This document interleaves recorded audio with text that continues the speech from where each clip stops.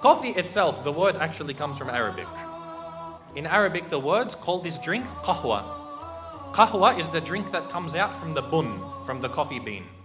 So they call this thing qahwa. Now qahwa, it comes from the verb qahiya, which means to lose one's appetite. Because the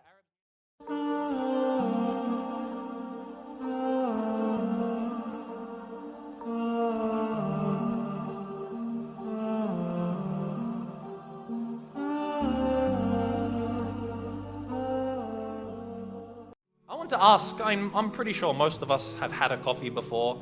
Sometimes we can't actually survive without coffee. Some people first thing in the morning, they must have a coffee. Now when we think of coffee, what do we think of? If I were to say, for example, pizza, what would you think of? Which country would you think of? Italy. If I was to say sushi, what would you think of? Japan. So there are certain things that you associate with certain things. Now if I were to say coffee, what would we think of? Brazil. Some people might think of Colombia. Some people think of Italy. However, I just want to look a little bit first at the history of coffee. Okay, and you're going to understand that there is something Islamic about this in the end. Coffee itself, the word actually comes from Arabic. In Arabic, the words call this drink qahwa. Qahwa is the drink that comes out from the bun, from the coffee bean. So they call this thing qahwa. Now qahwa, it comes from the verb qahiya, which means to lose one's appetite. Because the Arabs knew that when you drink a lot of coffee, khalas, you don't want to eat any more after this. So they would usually have it after their meals. Now the word qahwa, it spread from Yemen to the rest of Arabia until it went to the Ottoman Empire. Because the Arabs were the first ones to drink coffee. And the Ottomans really revolutionized coffee. I mean, Arabs like coffee. Ottomans and the Turks loved coffee. You'd find that they couldn't survive without coffee.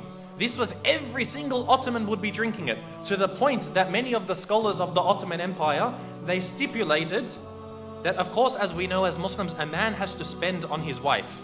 He has to supply her with a house, with food, with clothing. Otherwise, if he can't do this, it's grounds for divorce. Now the Ottoman fuqaha also specified that he must give her enough coffee, otherwise it was enough to call for a divorce. So the Ottomans loved their coffee. However, the Ottomans, as most of us know, as the Turks today, they can't pronounce the letter waw. Instead of waw, they say it like v. You've heard Ottomans, you've heard Turks when they say, for example, wallah. What do they say? They say wallah. So you see the waw turns into a v. This is common in their speech. So the word qahwa, they couldn't say qahwa. So they started to call it kahva. Now kahva, when it began to spread, when the Ottoman Empire was attacking a lot of the nations of Europe, there was a specific time. It was actually the last instance of offensive jihad in our ummah. This was the last time in the history of our ummah that the Muslims made an offensive jihad. When the Ottomans were attacking Austria. So they were attacking Austria and Poland, who were united at that time. Now they were defeated in this battle. It was called the Second Siege on Vienna. So when they were defeated, as you know, when you leave the battlefield, you leave behind all of your things, the ghanima, your weapons, your treasures. And part of their ghanima, of course, was their coffee. Because even the Ottoman army, everywhere they went, they had coffee and people to make their coffee. So they left behind their bags of coffee, and the Austrians and the Polish for the first time discovered this new drink. So they asked many of the Turkish soldiers, what is this drink? So they said, this is called kahva. And so eventually it got the name kava.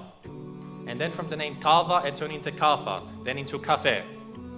So you'd see that this drink was a Muslim drink. You see that this drink was a Muslim drink.